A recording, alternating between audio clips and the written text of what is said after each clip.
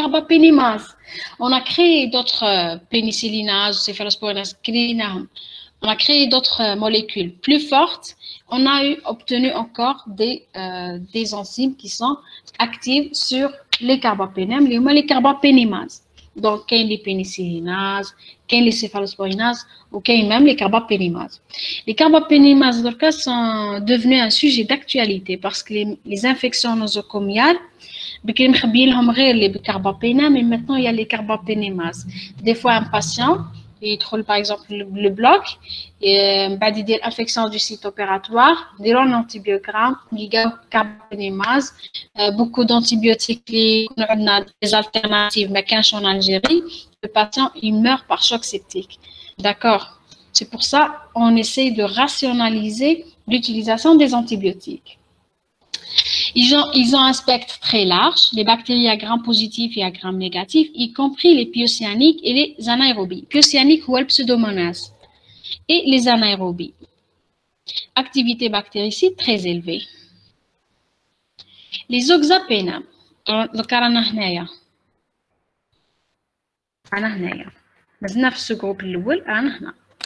Qu'est-ce qu'on a fait pour obtenir le oxapéname? Il y a les pénicillines. Le cycle de les pénicillines. Qui a le soufre, le carbone, on a obtenu les carbapénames. Donc, on a enlevé la molécule de le soufre, on a l'oxygène. On va obtenir l'acide clavulanique, les oxapénames.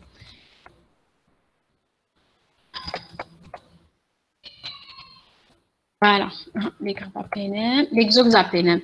Les oxapénames, toujours le cycle bêta-lactam, le cycle thiazide les pénicillines.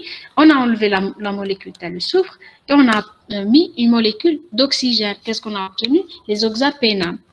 Les oxapénames, principal représentant, c'est l'acide clavulanique, l'augmentant. C'est quoi? L'acide clavulanique, c'est un antibiotique. Oui, c'est vrai, mais il a une très faible activité antibiotique. Il a principalement une activité inhibitrice des enzymes qui dégradent les bêta-lactamines, les bêta-lactamases, d'accord? Utilisées comme inhibiteurs.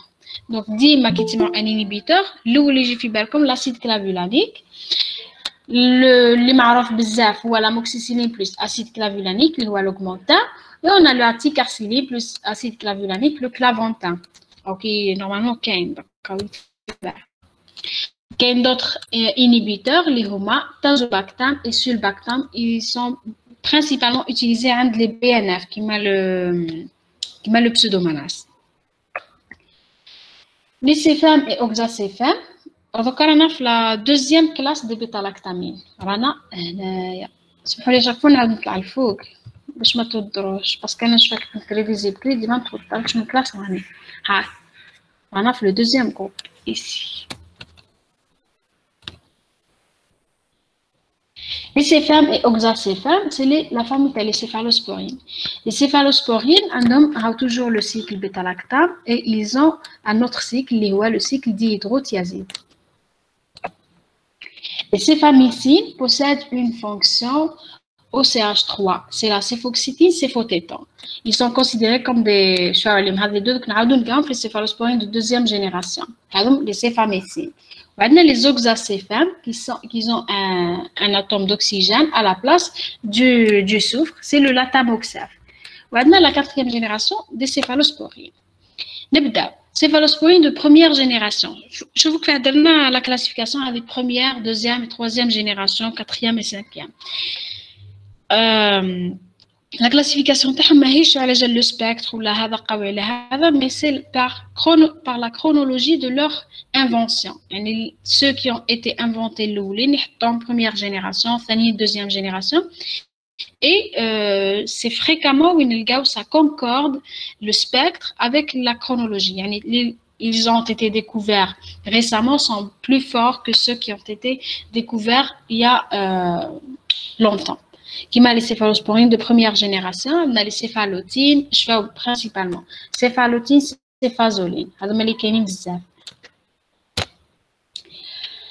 Ils sont actifs sur certains bacilles à gram négatifs, sauf le Pseudomonas aeruginosa, Enterobacter, Proteus indole plus, Serratia, enfin, goulou les entérobactéries généralement. D'accord.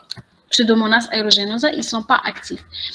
C'est les entérobactéries كامل, mais il y a une spécificité pour les entérobactéries, c'est que les entérobactéries, déjà, il y en a beaucoup, où chaque bactérie, elle est sensible, par exemple, une classe, elle n'est pas sensible d'autres. Il faut vraiment les bactéries, vous savez, chaque bactérie, ou les résistances naturelles.